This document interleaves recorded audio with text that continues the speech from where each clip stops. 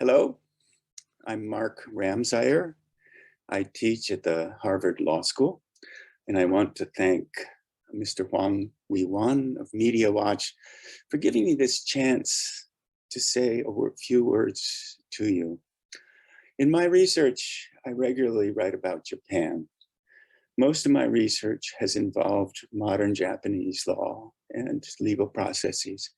But over the past few years, I've also done some work on the comfort woman question.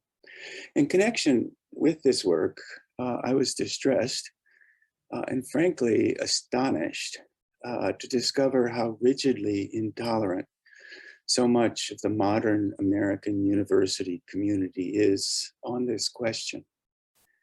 In connection with the work, on most questions, disagreement in the United States is respectful. Sometimes it's heated, but there's usually a shared sense among professors that people who disagree should have the chance to make their case. On most questions, professors in the United States agree that even people who are wrong should have the opportunity to speak in public and to publish their views in journals. And yet I discovered on this question involving the comfort women that many scholars in the United States do not share this tradition of mutual respect and tolerance for everyone. In fact, some American professors believe that the people who disagree with them on this issue should not be allowed to publish their views at all. This was personal to me. I discovered that many American scholars believed with considerable vehemence that I should not be able to publish my own research and history on the comfort women. This intolerance presented itself in several ways. At the end of 2020, I had published a very short article. In fact, probably the shortest academic article I've ever written on the economic logic behind the employment contract that the comfort women, both Japanese and Korean comfort women, had used. And when news of this article appeared, many people, including many scholars, swamped the editors of the journal with demands that the article be retracted. They collected petitions, including petitions from famous scholars who obviously knew nothing about Korean and Japanese history, demanding that the editors retract this article. This continued for several months.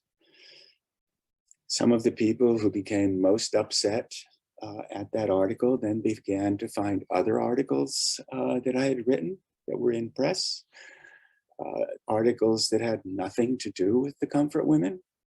They began to demand that the editors retract these articles as well.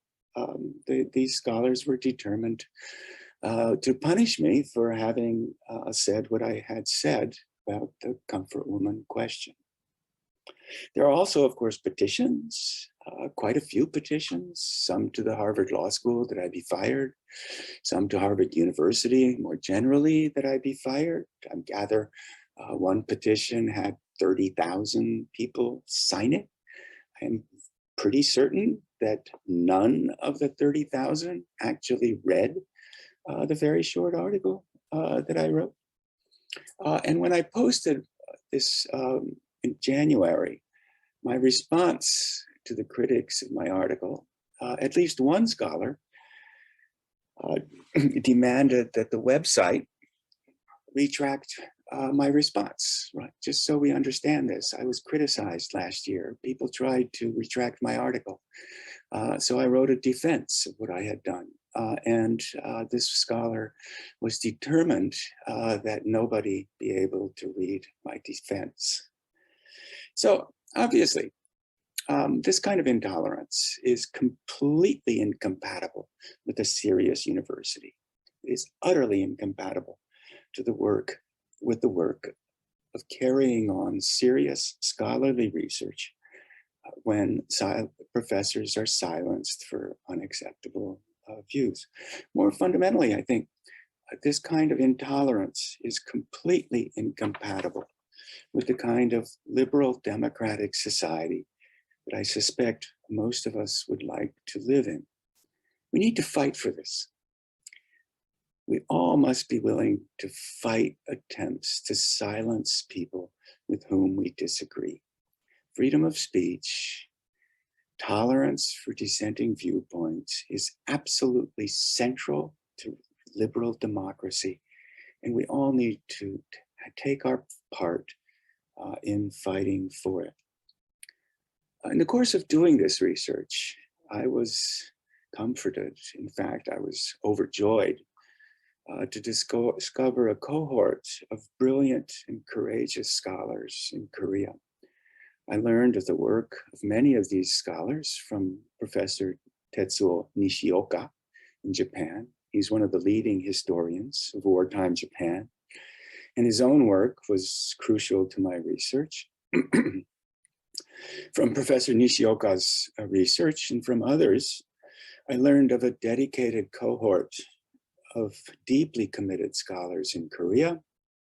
These are men and women who are dedicated to principled research and willing to speak and publish their views in the face of extraordinary opposition and serious personal risk. Dr. Yi Woo-yoon, a former researcher at Naesundae Institute, is an eminent scholar of property law in Korea and Asia, and we at Harvard were fortunate enough to have him visit as a visiting scholar some time ago. Mr. Kim Byung-hon of the Korean History Textbook Research Center has done invaluable work in publicizing the history of what actually happened in the 1930s and 1940s.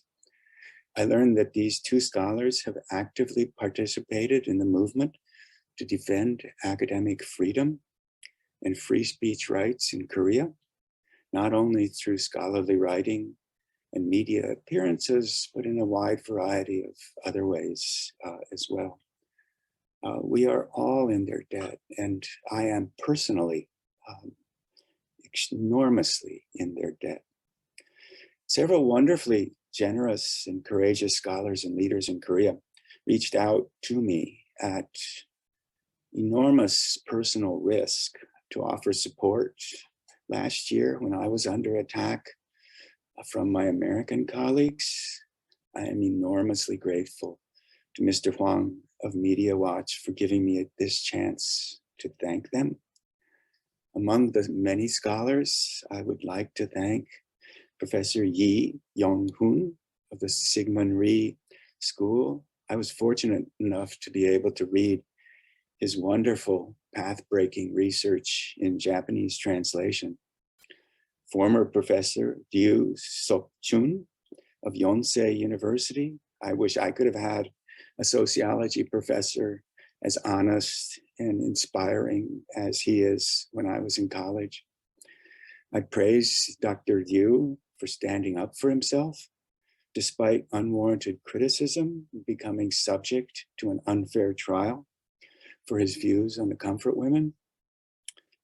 Professor Chu Ik-jong of the Sigmund Rhee School was wonderfully generous in sharing his own research with me as I tried to put together my response to my critics. Professor Chong Ang-ki at Korea University, Professor Joseph Yi of Hanyang University, Professor Joe Phillips of Yonsei University. These scholars have all taken very strong stands in support of academic freedom, despite popular backlash. I'm a lawyer, or more accurately, I am a retired lawyer, but I appreciated, excuse me, I am a lawyer, I'm a retired lawyer, and I appreciated the strong and collegial support of Mr. Kim Gi-soo, the Solidarity of Lawyers for Freedom and Unification, of Mr. Yi Dong-han and Ms. Kim So-yoon, both from the Lawyers for Human Rights and Unification of Korea, I received very generous support from Mr. Chong Kyu-jae and Mr. Kim Tae-ho of the Freedom United Party, from Mr. Ju Dong-sik of the Citizens Solidarity for Regional Equality in Korea, and from Mr. Han Min-ho of the Citizens Movement for Unveiling Confucius Institutes of China, and Mr. Che Do-kyo of the Korean Human Rights News. I'm also likewise aware that the following people who are fighting to protect academic freedom and speech rights in Korea have indirectly supported me through a wide variety of ways, and I'm enormously thankful to them for this. Byun Hye-jae, chairman of Media Watch, Kim Sun-jin, head of Kim Sun-jin TV, Jong Hae-il, head of Jong Hae-il TV, Kwak Eun-kyung, head of Kwak Eun-kyung TV, Chu Ok-sun, head of Mother's List, Kim Yong-sam and Park Seung-jong of Pen and Mic, of Jong Kwang-jae, Korean Modern and Contemporary History Study, Son Ki-ho, Korean Modern and Contemporary History, Son Hae-jong, Concerned Parents United for Education, Yi Kyung-ja of the National Union of Parents, Na Su-yol, the Korean Human Rights News, Park Se-won, the National History Textbook Research Center, Go Hyun-hyun of Youth Spirit, and Yi Tung-jin of the National Enlightenment Movement. And finally, please let me thank Mr. Hwang Wee-won of Media Watch again, both for the chance to express my thanks to these many people who were so generous in their support of me last year, and for his own courageous and deeply determined efforts to clear the way for open and honest discussions of history. That honesty and candor is a fundamental part of the university, but it's a fundamental part of a liberal democracy, of the kind of society in which all of us hope to live. Working for a world in which honesty and candor is possible can be hard, can be painful, but the men and women I mentioned today have taken courageous steps towards such a world, and at enormous personal risk. I am personally indebted to them enormously.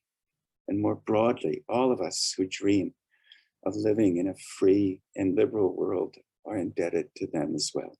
So thank you, thank you, thank you.